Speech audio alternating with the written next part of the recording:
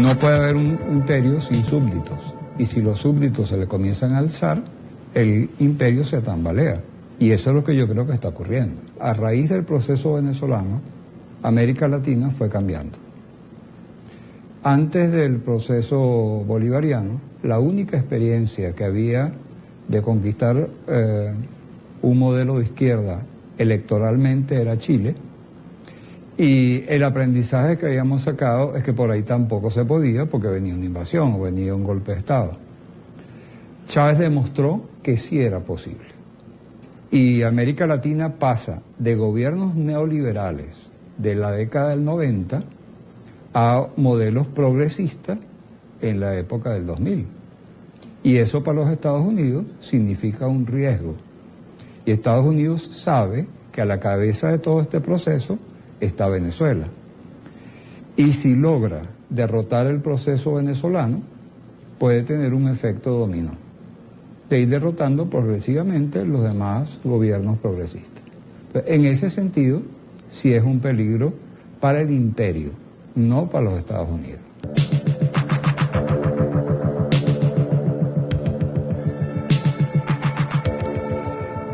La palabra lo dice, es una guerra dirigida a la mente y es uno de los aspectos de la guerra de cuarta generación. La guerra psicológica es una variante de la programación.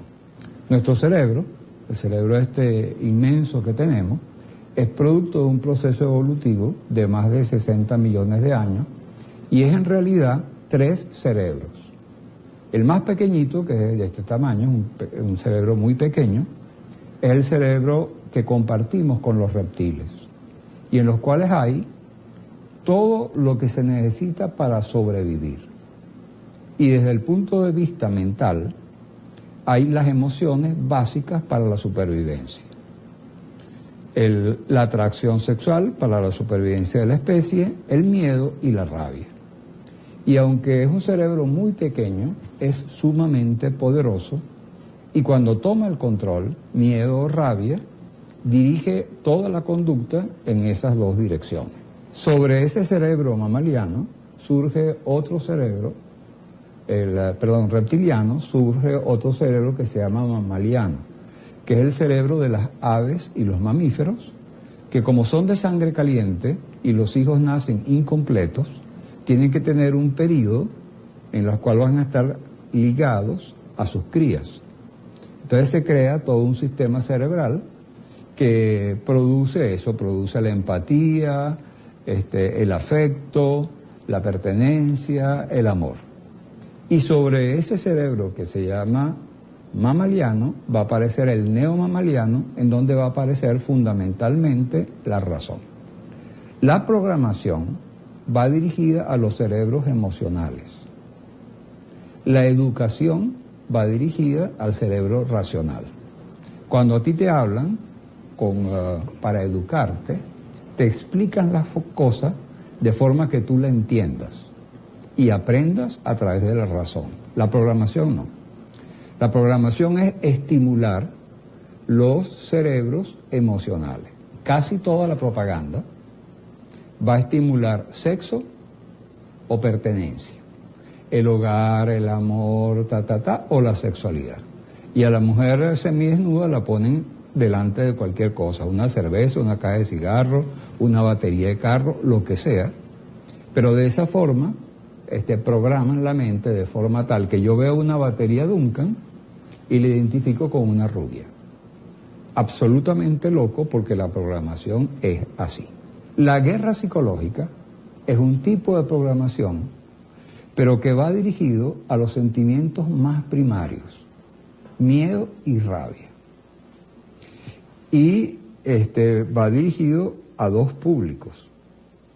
El público que está del lado del programador se le inyecta rabia.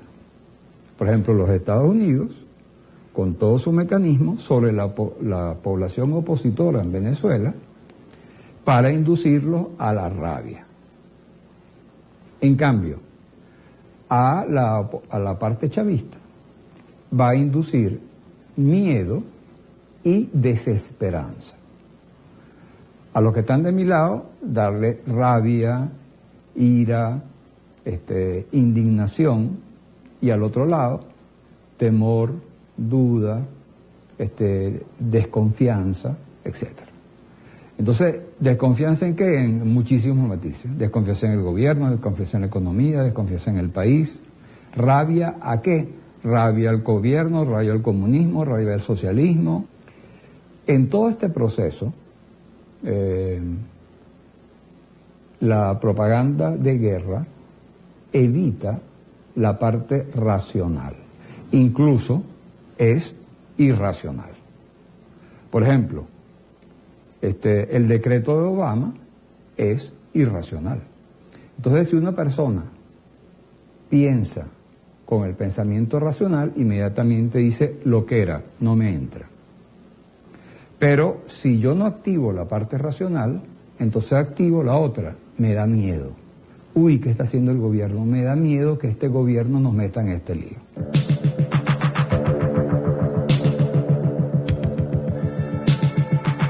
Los medios que se usan han ido variando. En el 2000, el medio fundamental era la televisión.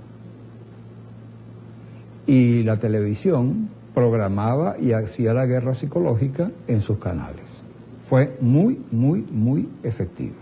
Pero la mayor parte de la campaña actualmente se hace a través del rumor e Internet. En el rumor hay una deformación de la realidad que cuando va pasando de persona a persona se va alimentando.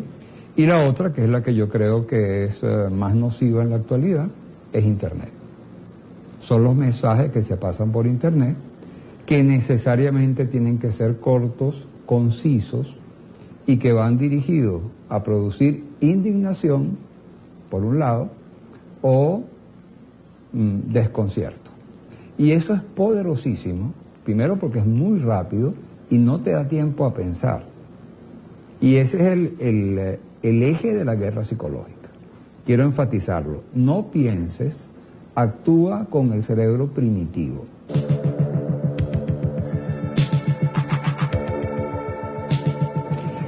Voy a enunciar algunos. Hay uno que se llama la afirmación enfática, que es una afirmación que por la forma como se expresa o se escribe, no permite la duda. No se consigue nada. Este gobierno es el culpable. Entonces, con esas afirmaciones enfáticas, cortas, sin razonamiento, lo que hace en el receptor es que el receptor lo acepta acríticamente y al aceptarla acríticamente estimula estos sentimientos reptilianos. Porque si el receptor aplicara la razón y dijera, un momentico, ¿qué es eso de que no se consigue nada? De los tantos productos, hay estos productos que no se consiguen porque son los productos que son regulados, que los mandan para Colombia y que y la culpa no es del gobierno. Pero eso no es lo que hace la persona habitualmente. La persona habitualmente recibe el mensaje y no aplica en la parte racional. La otra técnica se llama minimización-magnificación, que es también muy sencilla. Todo lo bueno que hace el gobierno lo minimizo, todo lo malo que hace el gobierno lo magnifico. Entonces, cuando una persona está hablando de lo terrible que está Venezuela, ¿cuáles son los argumentos? Corrupción, desabastecimiento, inflación, pero no ve todo lo que ha hecho el gobierno. Entonces te pones a ver cuántas son las obras del gobierno, 200 obras del gobierno, no lo ve. En ese momento enfatiza en eso y lo magnifica. El otro se llama asociación arbitraria. Es una técnica también que une dos cosas que no tienen nada que ver. El ejemplo más brillante de eso fueron los bombillos cubanos, ¿no? Como el gobierno estaba regalando los bombillos, y regalar los bombillos es un acto bueno, y el gobierno es malo, hay que identificar esos bombillos con algo malo. Entonces, ¿para qué te regalaban los bombillos? Porque ahí había una cámara de televisión que te conectaba con Fidel. Entonces, es una asociación arbitraria, completamente. Ahí no entra la razón. Pero si tú lo planteas así y no usas la razón, te llega. La otra técnica es la generalización, que es un hecho concreto, tú lo generalizas. Mataron a una persona en un sitio, guerra civil, matazón, Venezuela, la violencia. No hay determinado producto en un sitio, no hay productos. En ninguna parte, hambruna en Venezuela. Otra se llama la negación, que es no ver aspectos importantes. Por ejemplo, todas las manifestaciones del gobierno no se ven. Entonces, en la prensa, en la televisión, dice, el gobierno hizo una manifestación 1 minuto, pero niegan lo ocurrido.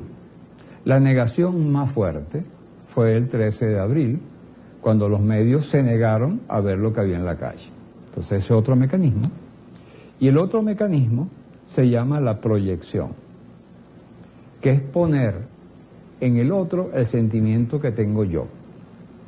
Yo tengo rabia contra el gobierno tiene rabia contra mí. Yo quiero separarme del gobierno, el gobierno me está separando. Entonces, estas técnicas, aunque son muy simples, usadas sistemáticamente, cumplen con el propósito de adormecer el cerebro racional y activar el cerebro reptiliano. Y esa es la base fundamental de las guerras psicológicas.